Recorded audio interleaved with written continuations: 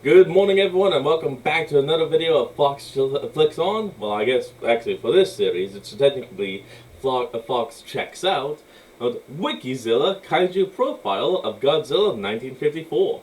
I say check out instead of flick on because these videos are 4 years old at this point. But either way, let's hop in and check this out. This video was recommended to us on a list by one of our other viewers, so let's go. Greetings, Kaiju fans. Titano here. In commemoration of the King of the Monsters' 65th birthday, we're presenting a revamped Kaiju profile on the original Godzilla.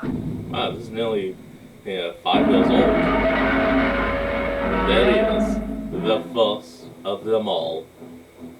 Toho's 1954 production, Godzilla, introduced to the world what would become one of the most iconic and universally recognizable movie monsters of all time. Damn right. Made by citizens of the only nation to have experienced atomic warfare, the film presented a creature far mightier than any ever shown on the screen, shrugging off modern weapons as he laid waste to Tokyo. Subsequent versions of the character have embodied a multitude of different themes, but the first Godzilla stands firmly as a striking anti-war and anti-nuclear allegory. The bomb was a heated issue in Japan, even 9 years after the destruction of Hiroshima and Nagasaki. On March 1st, 1954, the crew of a Japanese fishing boat called the Lucky Dragon No. 5 was exposed to the fallout of the American Castle Bravo hydrogen bomb test, sparking international controversy. Shigeru Kayama's initial story treatment called the monster Godzilla, spelled with the uncommon kana ji, reflecting a tentative vision for a gorilla-whale hybrid.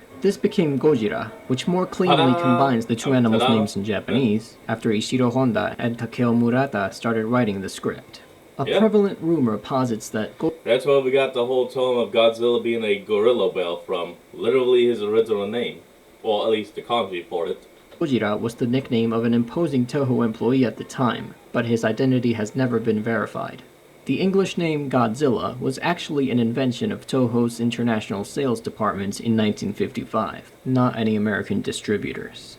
Really? Now even I didn't know that. Godzilla happened because In the Shadow of Glory, an Indonesian-Japanese co-production, didn't. Supposed to be Toho's biggest movie of 1954, political tensions between the two countries led to the Indonesian government denying the filmmakers visas. Producer Tomoyuki Tanaka had to scramble for a new idea. Looking out of the window of his plane while flying back to Japan, he dreamed up a giant monster awakened by hydrogen bomb testing. He knew he could count or created by it in some continuities. On the help of special effects wizard Eiji Tsuburaya, who had wanted to make a giant monster movie ever since he first watched King Kong. Tsuburaya referred him to a treatment he had submitted to Toho in 1951 about a mutant octopus, but it lacked much in the way of a human story. Tanaka wrote his own proposal, called it The Giant Monster from 20,000 Miles Under the Sea, an obvious reference to a 1953 American film with a similar premise. To refine it, he recruited Shigeru Kayama, an established horror novelist with a penchant for monsters. Kayama produced a story about a marine creature with massive ears, mostly driven by the search for food. He discarded the title, but one moment, the monster attacking a lighthouse, came straight out of the beast from 20,000 Fathoms. Director Ishiro Honda, who wanted to emphasize the anti-nuclear themes and the tragic Dr. Serizawa, worked with Takeo Murata to convert Kayama's story into a screenplay. Okay, now hold on. I gotta just say one thing real quick. I like what they did with this third one because it almost looks like the name is written out of blood. And that just adds that little pop that you need. Manga illustrator Wasuke Abe was put in charge of designing the monster. His concept was nothing short of radical, a humanoid beast with a head shaped like a mushroom cloud. Though these drawings would only be used as loose reference for the modeling process, Abe was kept on board to help prepare storyboards for the film, aided by a team of fellow mangaka. Looking through a dinosaur book for kids and a 1953 issue of Life magazine, art director Akira Watanabe and sculptor Teiso Toshimitsu decided to combine characteristics of a Tyrannosaurus rex, Iguanodon, and Stegosaurus. Toshimitsu modeled 3 clay concept maquettes of Godzilla in total. The initial one featured scales like that of a fish. The second sported wart-like bumps, and the third sought to emulate crocodile skin. Watanabe rejected the first two for lacking the necessary power, approving the third. Whether intentional or coincidence, the texture also resembled the radiation burns of Hiroshima and Nagasaki survivors. Hey, Tsuburaya accidental would have bonus. preferred to bring Godzilla to life using stop motion, but with the movie already scheduled for the end of the year, he didn't have the time. The solution? A man in a suit stomping through the miniature sets that were among his specialties. Using the maquette as reference, a team led by Toshimitsu, Eizo Kaimai, and the Yagi brothers Kanju and Yasue started on the first suit for Godzilla. It turned out to be something of a disaster. Made primarily out of a white raw rubber, which had to be cut apart and kneaded like dough, it weighed over 100 kilograms, or 220 pounds. Haruo Nakajima, a Toho contract player with a reputation for dangerous stunts, struggled through a 10-meter test walk inside the suit before he fell over, and veteran stuntman Katsumi Tezuka gave up after a few steps. The modeling team tried again, taking 2 weeks to produce a better costume. The interior of the second... Just thinking about it, but wouldn't it have been technically easier to just add like strings to kind of like holding it up from above? Then again, I guess it's 54, so they wouldn't have really had the technology to truly edit that out. But even then, they use string stuff like that already. So yeah, they could have just done that to help hold the suit up, make it a little lighter. I don't know. Second suit was more actor-friendly, if only by degrees, and still extraordinarily heavy. The first suit would still see use, however, its bottom half separated and used for close-ups of Godzilla's feet, and the upper half used for other close-ups, according to Kaimai. At least one small puppet, operated by hand, was additionally used for close-ups, providing audiences with their first clear look at Godzilla. In the initial version of this scene, the monster emerged with a cow in his jaws, a remnant of Kayama's story. Test shots were taken, but in the end, the effect was dropped.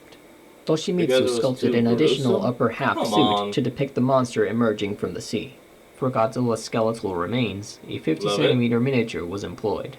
Contradicting testimonies as to the OG suit's color have been offered by different people who either worked on or with it.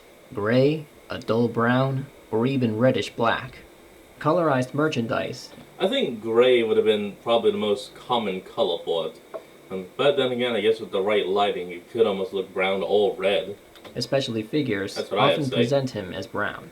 To prepare for his unusual role, Nakajima studied Tsuburaya's 35mm print of King Kong, as well as the lions and bears at Ueno Zoo. Tezuka stepped through a weak point on the set on the first day of filming and face-planted, injuring his jaw. Ow. Depending on who you ask, Nakajima was inside the suit for most or all of Godzilla's scenes thereafter.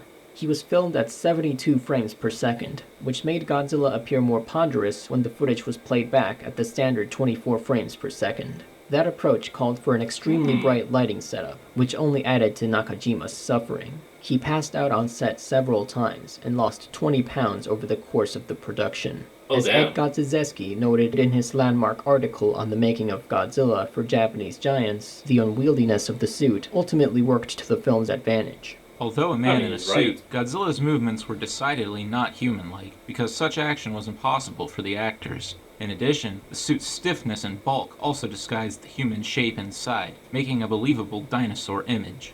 When he first signed on to Godzilla, composer Akira Ifukube thought that the monster, being a reptile, should not roar at all. Honda explained it as another consequence of his mutation. Sound technicians tried modifying the cries of lions, tigers, and night herons, but everything they produced was still too natural. It was Ifukube who hit upon the idea of using a musical instrument, the contrabass. He unwound the E string and recorded his assistant drawing his hands across it with gloves covered in pine tar. The results are now legendary. Toho has made 2 replicas of the original Godzilla suit in the 21st century. The first, modeled by Shinichi Wakasa and his company Monsters, and consisting only of an upper body, was briefly seen through a flashback in 2002's Godzilla against Mechagodzilla. The suit was donned by actor Tsutomu Kitagawa, who portrayed Godzilla in nearly all of the films of the Millennium series. Having a smoother appearance compared to the original, the suit was often mistaken for CGI by fans, and even Gareth Edwards. What? The second, a full-body replica, debuted at Godzilla Fest 2018 in Hibiya. Master kaiju modeler Yuji Sakai led the team that has worked on this suit, which has since appeared in a short film made for the Eiji Tsuburaya Museum, as well as an advertisement for Boss Coffee. Godzilla's skeleton yes, would also be oh, recreated for GXMG, again handled by Monsters. Conceptual sketches by Wakasa were prepared, followed by a small clay model the team could work from. The skull was sculpted by Norihiro Honda and cast, with the rest of the bones carved from polyethylene and weathered. The skeleton was laid across a large-scale set and filmed under blue lighting to better sell the illusion of it being submerged underwater. Oop, that's an ad, so we'll be right back. And we're back. Let's go. The history. Following the mysterious sinking of the fishing trawler Eikomaru and the rescue ship Bingomaru, journalists gathered at Odo Island, just offshore of the Japanese mainland, where survivors had washed ashore. Their accounts of the ocean boiling and exploding caused an island elder to believe Godzilla, a legendary sea monster from their folklore, was responsible. One night, as a powerful storm struck the island, several houses were crushed from above by a tremendous force, with one witness reporting he saw a gigantic creature stomp on his home, killing his mother and brother. The Japanese government dispatched a fact-finding party led by paleontologist Kyohei Yamane to the island to investigate. They came upon a huge depression which they realized was highly radioactive. Inside it, Yamane found a perfectly intact trilobite, and concluded that the hole was actually the footprint of a giant creature.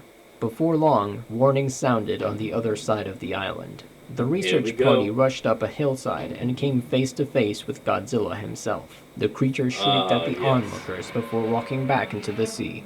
In a special meeting at the Diet Building, Yamane set forth his theory that Godzilla had been living in a deep underwater cavern, potentially since the Jurassic period. While this explained the trilobite found in his footprint, the presence of strontium-90 in the sediment from the impression suggested that Godzilla had been roused from his peaceful existence and his habitat destroyed by recent hydrogen bomb testing in the area.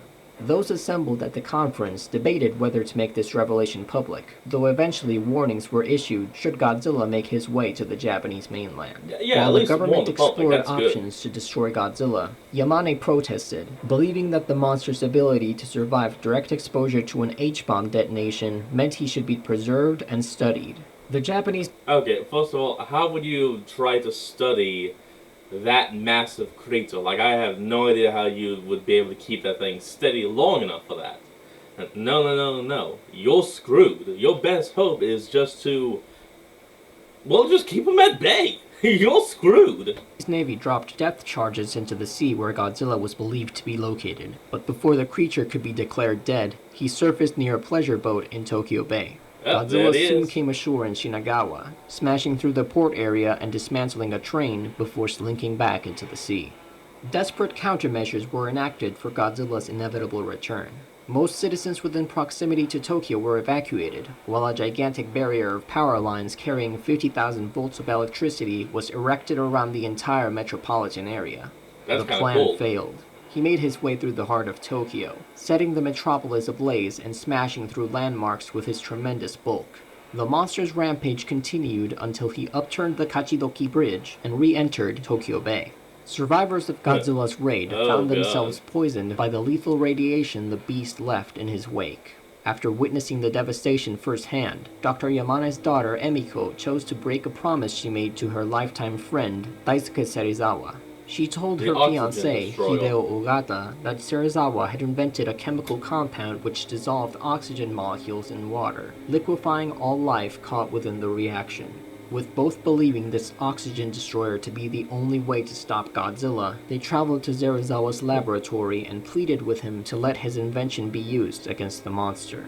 Serizawa adamantly refused, fearing that politicians would quickly... Honestly, what this guy does is actually very cool. Well, like, yes, he does give in and lets them use the oxygen destroyer, but not before he destroys all of his resources, creates only one of them with no backups or anything, and then, well, I'm not going to spoil it. They turned the oxygen destroyer into something far worse than nuclear weapons if they knew of its existence. However, he relented after seeing a televised prayer for peace sung by a choir of schoolgirls from Tokyo. Touched by this message, Serizawa agreed to use his device only once against Godzilla and proceeded to burn his research notes. Serizawa, Emiko, Ogata, and Dr. Yamane, among others, traveled aboard a boat which located Godzilla on the seafloor under Tokyo Bay. Serizawa was determined to detonate the device himself. but Ogata, a trained diver, insisted on accompanying him. The two men descended to the ocean depths, where they came upon Godzilla resting. They carefully approached the monster before Serizawa had Ogata pulled back to the surface and finally activated the oxygen destroyer. Before he could be pulled up as well, Serizawa wished Emiko and Ogata happiness together and severed his line, ensuring the secret of the oxygen destroyer would die with him. Unable to withstand the chemical weapon, Godzilla's remains were liquefied. As those aboard celebrated the monster's demise and honored Serizawa's sacrifice, Dr. Yamane warned that as long as nuclear testing continued, another Godzilla would almost certainly awaken someday. And it did. The second series. The king of the monster's most recognizable power was his radioactive atomic breath, or incandescent light, as it was initially named. This breath weapon took the form of a white, vapor-like smoke, achieving temperatures high enough to melt metal and start raging fires which engulfed Tokyo. Though primarily a sea monster, Godzilla could spend extended periods of time on land. Godzilla employed his tail, his fangs, and his sheer brute force while tearing through Tokyo. The beast was impervious to tank and howitzer shells, while high-tension wires only briefly stopped his advance. And as Dr. Yamane put it, the very fact Godzilla survived exposure to a hydrogen bomb explosion is a testament to his resilience. The only weapon shown to have any real effect on Godzilla was the oxygen destroyer. In the original, it was so overpowering that it dissolved his body and left no trace of him behind. In the Kiryu Saga retcon, it withered away all but his skeleton. I do actually like how they rewrote that last bit to where instead of it removing everything, including his bones, it just left the bones. That's what's needed. Godzilla first reached the public in the form of a live radio drama which aired on Nippon Broadcasting from July 17th to September 25th. The movie also received 5 different manga adaptations, 3 of which were reprinted together in 2014.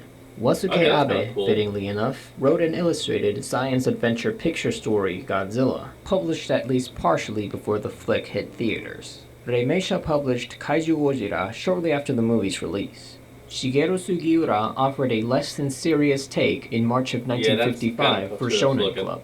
Monster picture story Godzilla was put out that same month in Bokura, wherein the monster looked like the classic outdated Charles Knight depiction of a T-Rex, but with an over-the-top spherical body. Shigeru Fujita's 1958 manga added an obnoxious reporter, probably a dig at Steve Martin, the reporter character inserted into the American version of the film. There's another intriguing retelling in Tomoyuki Tanaka's 1984 book, Definitive Edition Godzilla Introduction, which shows Godzilla's family wiped out by a hydrogen bomb test. What's more, these 2 illustrations depict him with smoother skin, indicating that he was scarred by the radiation. That would make the original a lot of sense. Big G has had a surprisingly limited presence in video games. His appearances only include CinemaScope Adventure Godzilla on the PC-88 and FM7, Godzilla Generations on the Dreamcast, Godzilla Trading Battle on the OG PlayStation, Godzilla Unleashed, Wii version only, and the mobile games Godzilla Kaiju Collection and Godzilla Defense Force. He also popped up in the RPG-style mobile games Monster Strike and Kaidisei Million Arthur back in 2013 and 2016, respectively. The first Gojiban live show since the beginning of its YouTube series introduced Shogoji, a Gandalf-like figure whose design resembles the first Godzilla. Using his telekinetic powers and a second, larger puppet, he took on King Ghidorah to defend Mothra's egg. Toho has returned to the 1954 film multiple times in rebooting the series, sometimes retconning its events to better serve the stories they want to tell. The Heisei series revolved around a second Godzilla who first attacked Japan 30 years after the original, ignoring the 14 other entries in the Showa series. In the finale, Godzilla vs. Destoroyah, he faced a colony of Precambrian crustaceans that were mutated by the oxygen destroyer. The original is also part of Godzilla 2000's continuity, although it's only mentioned in supplementary materials and not the movie itself. Godzilla vs. Megaguirus presented an alternate universe where Serizawa never used the oxygen destroyer against Godzilla, digitally inserting the Miregoji that's what would have led to them having to create the black hole launch hole thing. Suit into shots from the original for the sake of consistency. In Godzilla, Mothra, and King Ghidorah Giant Monsters All-Out Attack, Serizawa deployed the oxygen destroyer in secrecy, allowing the JSTF to take credit for slaying Godzilla. Unfortunately, his sacrifice only delayed the supernatural creature's return. In Godzilla against Mechagodzilla, the oxygen destroyer left the original Godzilla's bones intact, allowing the JXSDF to use them as the framework for the anti-Godzilla mech, KAIJU. They incorporated DNA extracted from the bones into KAIJU's computer controls, with volatile results. Yeah, they literally cyberized his skeleton, and it brought it to life. I don't know how. That wraps up Wikizilla's kaiju profile on the original Godzilla. Thanks for watching, and long live the king. Well, everyone, that's going to be the end of today's video. I hope you all enjoyed. Remember to like, comment, and subscribe for more. Link to the original will be in the description below, and I'll see all you folks next time when we flick on. Peace out.